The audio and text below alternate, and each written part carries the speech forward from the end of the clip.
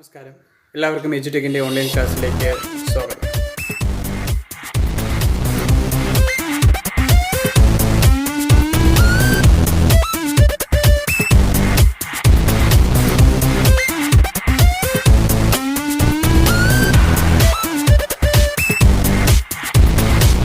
നമ്മളിന്ന് ഡിസ്കസ് ചെയ്യാൻ പോകുന്നത് 9th 4th chapter remaining portions ആണ്.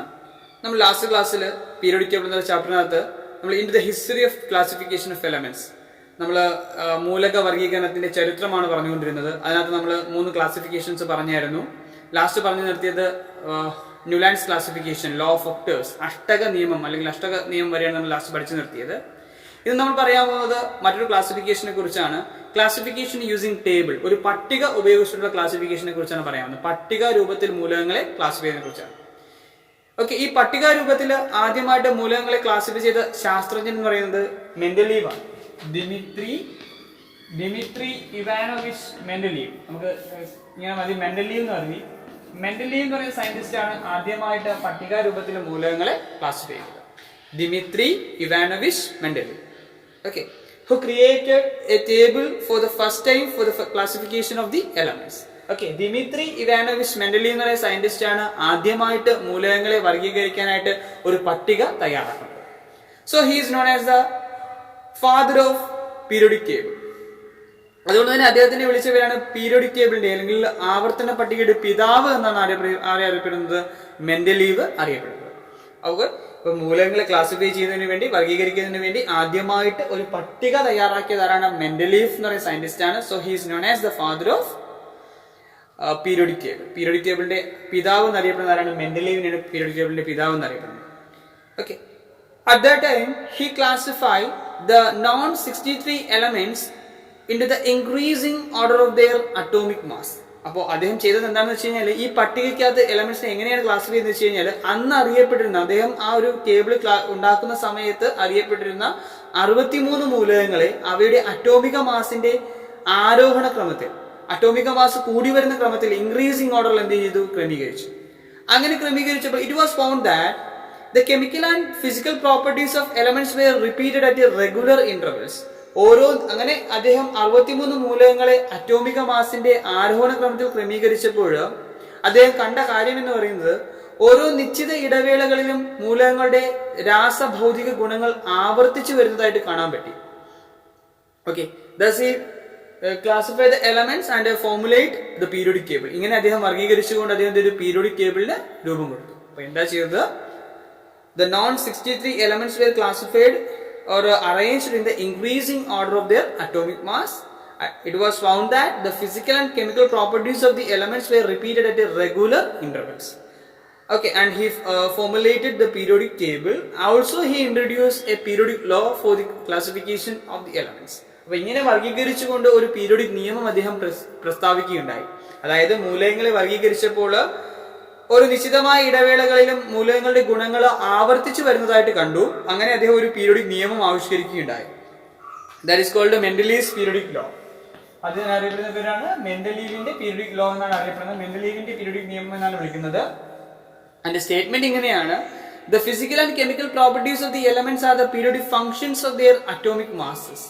ഓക്കെ, അതായത് ഒരു മൂലകത്തിന്റെ ഭൗതിക ഗുണങ്ങൾ എന്ന് പറയുന്നത് അറ്റോമിക മാസിന്റെ ആവർത്തന ഫലങ്ങളാണെന്നാണ് അദ്ദേഹം പറഞ്ഞത്. അറ്റോമിക മാസിന്റെ ആവർത്തന ഫലങ്ങളാണ്. ഇപ്പൊ ഒരു ടേബിൾ ഇങ്ങനെ ക്രിയേറ്റ് ചെയ്യുമ്പോൾ, ഒരു ടേബിളിലായിട്ടാണ് മൂലകങ്ങളെ ക്രമീകരിച്ചു എന്ന് പറഞ്ഞു അല്ലെ, ഒരു പട്ടികയിലാണ് ക്രമീകരിച്ചത്. ഈ ടേബിളിനകത്തുള്ള ദ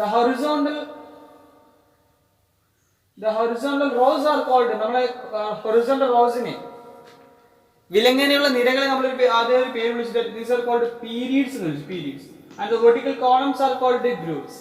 അപ്പോൾ നമ്മൾ പീരിയോഡിക് ടേബിൾ എടുക്കുമ്പോൾ പീരിയോഡിക് ടേബിളിനകത്തുള്ള വെർട്ടിക്കൽ കോളംസിനെ ഗ്രൂപ്പുകൾ എന്നും ഹൊറിസോണ്ടൽ റോസിനെ പീരീഡ്സും എന്നാണ് വിളിച്ചത്. Okay, in Mendeleev's classification the horizontal rows are called periods and the vertical columns are called groups. അപ്പോൾ ഒന്നുകൂടെ പറയാം, മെൻഡലീവ് അന്നുവരെ അറിയപ്പെട്ടിരുന്ന 63 മൂലകങ്ങളെ അറ്റോമിക മാസിന്റെ ആരോഹണ ക്രമത്തിൽ ക്രമീകരിക്കുകയുണ്ടായി. അങ്ങനെ ക്രമീകരിച്ചപ്പോൾ മൂലകങ്ങളുടെ ഗുണങ്ങൾ ക്രമമായ ഇടവേളകളിൽ എന്ത് ചെയ്യുന്നതായിട്ട്, റിപ്പീറ്റ് ചെയ്ത് വരുന്നതായിട്ട് കണ്ടു. അങ്ങനെ അദ്ദേഹം ഒരു പീരിയോഡിക് ലോ, ആവർത്തന നിയമം ആവിഷ്കരിച്ചു. അത് പറഞ്ഞതാണ് മൂലകങ്ങളുടെ രാസഭൗതിക ഗുണങ്ങൾ എന്ന് പറയുന്നത് അവയുടെ അറ്റോമിക മാസിന്റെ ആവർത്തന ഫലങ്ങളാണെന്നാണ് പറയുന്നത്. ഓക്കെ, അപ്പോൾ അങ്ങനെ ഒരു ടേബിൾ ക്രിയേറ്റ് ചെയ്തപ്പോൾ അതിനകത്ത് വിലങ്ങനെയുള്ള നിരകളും കുത്തനെയുള്ള കോളങ്ങളും ഉണ്ട്. ഈ വിലങ്ങനെയുള്ള നിരകളെ പീരീഡുകളെന്നും കുത്തനെയുള്ള കോളങ്ങളെ വിളിച്ച് ഗ്രൂപ്പുകളെന്നും വിളിച്ചു.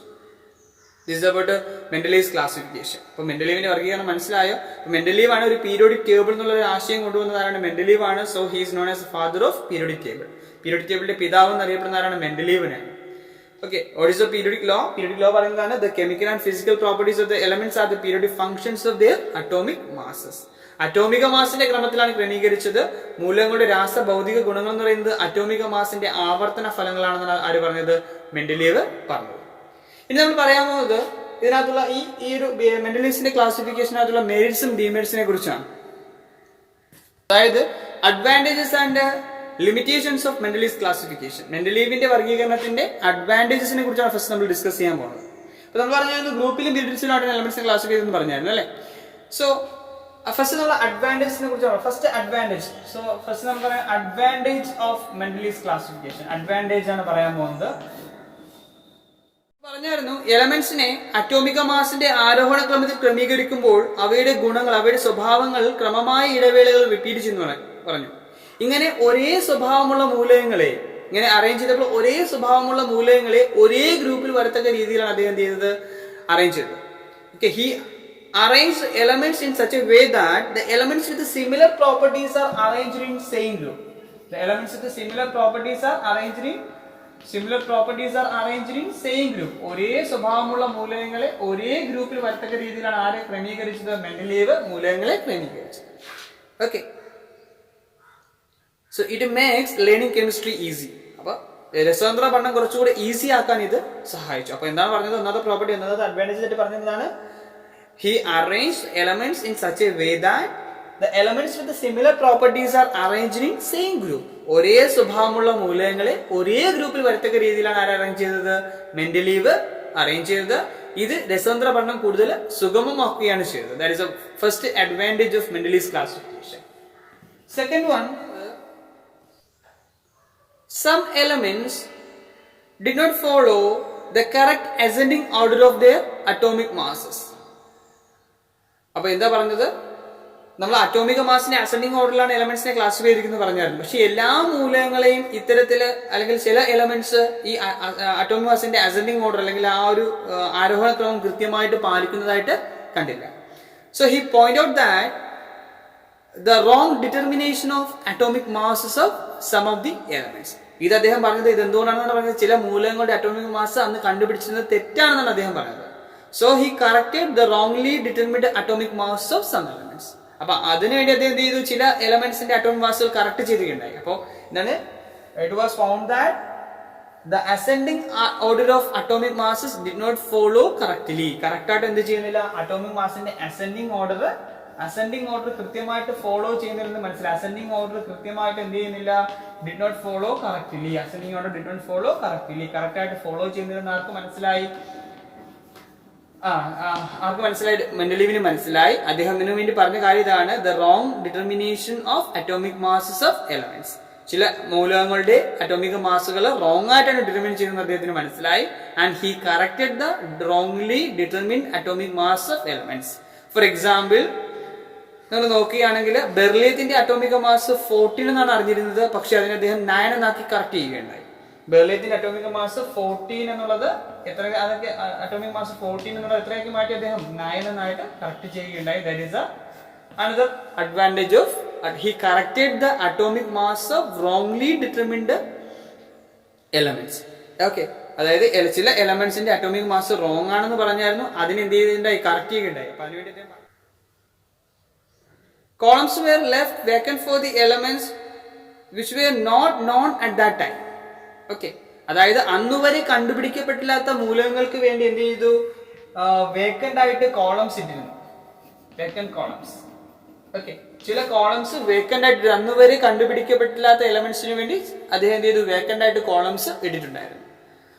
അതുപോലെ തന്നെ ഒരു പ്രത്യേകത ഉണ്ട്. He predict the properties of the elements yet to be discovered. അന്ന് വരെ കണ്ടുപിടിക്കേണ്ട മൂലകങ്ങളുടെ പ്രോപ്പർട്ടീസ് അദ്ദേഹം പ്രെഡിക്ട് ചെയ്യുകയുണ്ടായി. അപ്പൊ എന്തൊക്കെയാണ് അദ്ദേഹത്തിന്റെ അഡ്വാൻറ്റേജ് ആയിട്ട് പറഞ്ഞത്? ഒരേ സ്വഭാവമുള്ള മൂലകങ്ങളെ ഒരേ ഗ്രൂപ്പിൽ കൊണ്ടുവന്നു. അതായത് റോങ് ആയിട്ട് ഡിറ്റർമിൻ ചെയ്തത്. അതായത് അറ്റോമിക് മാസുകൾ, ചില മൂലകങ്ങളുടെ അറ്റോമിക് മാസുകൾ അദ്ദേഹം തിരുത്തുകയുണ്ടായി. പിന്നെ പറഞ്ഞത് columns were left vacant for the elements which were yet to be discovered. അന്നുവരെ കണ്ടുപിടിക്കപ്പെട്ടില്ലാത്ത മൂലകങ്ങൾക്ക് വേണ്ടി ചില കോളങ്ങൾ വേക്കന്റ് ആയിട്ട് ഇട്ടിരുന്നു. These are the advantages of Mendeleev's classification. അപ്പോൾ മെൻഡലീവിന്റെ വർഗീകരണം അല്ലെങ്കിൽ മെൻഡലീവിന്റെ പീരിയോഡിക് ടേബിളിന്റെ മേന്മകളാണ് നമ്മൾ പറഞ്ഞത്. എന്തൊക്കെയാണ് മേന്മകളായിട്ട് പറഞ്ഞത്? ഒരേ സ്വഭാവമുള്ള മൂലകങ്ങളെ ഒരേ ഗ്രൂപ്പിൽ കൊണ്ടുവരാൻ ശ്രമിച്ചു. അസെൻഡിങ് ഓർഡർ അല്ലെങ്കിൽ ചില മൂലകങ്ങളുടെ അറ്റോമിക് മാസുകൾ തിരുത്തുകയുണ്ടായി. പിന്നെ പറഞ്ഞത് ചില കോളങ്ങൾ അന്നുവരെ കണ്ടുപിടിക്കപ്പെട്ടില്ലാത്ത മൂലകങ്ങൾക്ക് വേണ്ടി ചില കോളങ്ങൾ വേക്കന്റ് ആയിട്ട് ഇടുകയും ചെയ്തു. Okay, these are the advantages Mendeleev's classification. നമ്മൾ ഡിസ്കസ് ചെയ്യാൻ പോകുന്നത് ഡിസഡ്വാൻറ്റേജസ് ഓഫ് മെൻഡലീവ്സ് ക്ലാസിഫിക്കേഷൻ ആണ്. നമ്മളിപ്പോൾ പറഞ്ഞത് അഡ്വാൻറ്റേജസ് ആണ്. നമ്മൾ ഡിസ്കസ് ചെയ്യാൻ പോകുന്നത് എന്താണ്? ഡിസഡ്വാൻറ്റേജസ് ഓഫ് മെൻഡലീവ്സ് ക്ലാസിഫിക്കേഷൻ ആണ്.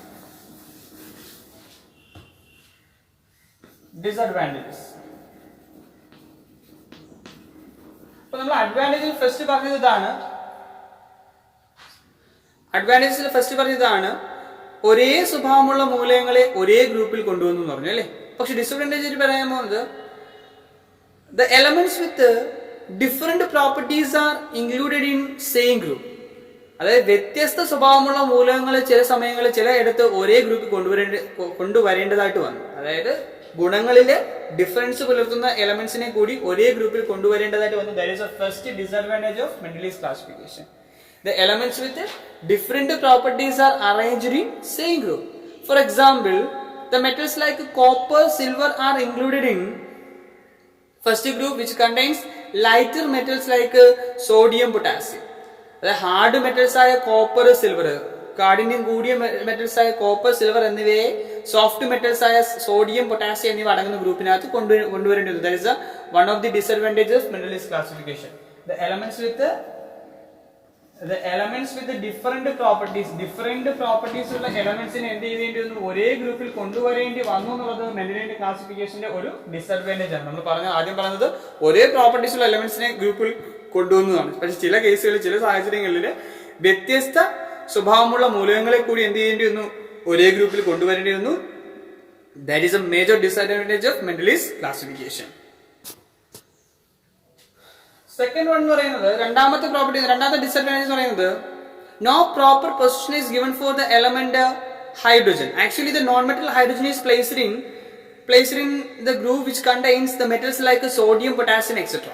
അപ്പൊ നമ്മൾ എന്താ പറഞ്ഞത്? ഹൈഡ്രജന് കൃത്യമായ ഒരു സ്ഥലം അല്ലെങ്കിൽ സ്ഥാനം നൽകുവാനായിട്ട് ആർക്ക് കഴിഞ്ഞില്ല? Okay, no proper position is given for hydrogen atom. Hydrogen ആറ്റത്തിന് കൃത്യമായ ഒരു സ്ഥാനം നൽകാനായിട്ട് ആർക്ക് കഴിഞ്ഞില്ല? മെൻഡലീവിന് കഴിഞ്ഞില്ല. He placed this non-metallic hydrogen in the group which contains the metals like sodium, potassium. Sodium, potassium എന്നീ ലോഹങ്ങൾ അടങ്ങുന്ന ഗ്രൂപ്പിലാണ് ഹൈഡ്രജനെ കൂടി ഉൾപ്പെടുത്തിയത്. That is another disadvantage of Mendeleev's classification. അടുത്തെന്ന് പറയുന്നത് he did not follow the ascending order of atomic mass strictly.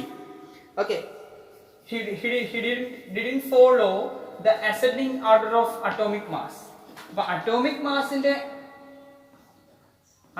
മാസിന്റെ ascending order കൃത്യമായിട്ട് follow ചെയ്യാൻ അദ്ദേഹത്തിന് കഴിഞ്ഞില്ല. These are the major disadvantages of Mendeleev's classification. അത് കൊബാൾട്ട്, നിക്കൽ എന്നീ elements നിങ്ങൾ നോക്കിയാൽ നിങ്ങളുടെ ആ ഒരു പീരിയോഡിക് ടേബിളിനകത്ത് ജസ്റ്റ് നോക്കുക. കൊബാൾട്ട്, നിക്കൽ എന്നീ എലമെന്റ്സ് നോക്കുമ്പോൾ അവയുടെ അറ്റോമിക് മാസിന്റെ ആ ഓർഡർ കൃത്യമായിട്ട് അദ്ദേഹത്തിന് പാലിക്കാൻ കഴിഞ്ഞതെന്ന് മനസ്സിലാക്കാൻ സാധിക്കും. അപ്പോൾ എന്തൊക്കെയാണ് നമ്മൾ ഡിസഡ്വാൻറ്റേജ് പറഞ്ഞത്? The elements with the different properties are arranged in same group. The no proper position is given for hydrogen atom. Then he didn't follow the ascending order of atomic mass strictly. Strict ആയിട്ട് follow ചെയ്യാനായിട്ട് സാധിച്ചില്ല. അപ്പോൾ നമ്മൾ ഇന്ന് discuss ചെയ്ത Mendeleev's ക്ലാസിഫിക്കേഷനെ കുറിച്ചാണ്. ആദ്യമായിട്ട് എലമെന്റ്സിനെ വർഗീകരിക്കാനായിട്ട് ഒരു ടേബിൾ ഫോം ചെയ്തത് മെൻഡലീവ് ആണ്. ദിമിത്രി ഇവാനോവിച്ച് മെൻഡലീവ് ആണ്. So he's known as A father of periodic table. അദ്ദേഹം ചെയ്തത് 63 മൂലകങ്ങൾ, അന്നുവരെ അറിയപ്പെടുന്ന 63 മൂലകങ്ങളെ അറ്റോമിക് മാസിന്റെ അസെൻഡിങ് ഓർഡറിൽ ക്ലാസിഫൈ ചെയ്തു. അങ്ങനെ ക്ലാസിഫൈ ചെയ്തപ്പോൾ എലമെന്റ്സിന്റെ പ്രോപ്പർട്ടീസ് ഓരോ ഇടവേളകളിൽ ഓരോ ഇന്റർവെൽസിനും റിപ്പീറ്റ് ചെയ്യുന്നതായിട്ട് കാണാൻ പറ്റി.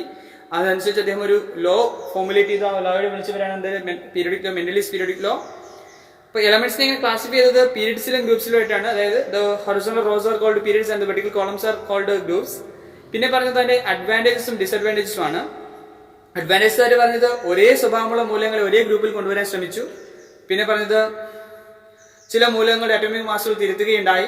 റോങ്ലി ഡിറ്റർമിൻ ചെയ്തിരുന്ന അറ്റോമിക് മാസുകൾ അദ്ദേഹം എന്ത് ചെയ്തു? കറക്റ്റ് ചെയ്തു. ദെൻ അടുത്ത പറഞ്ഞതെന്ന് വെച്ച് കഴിഞ്ഞാൽ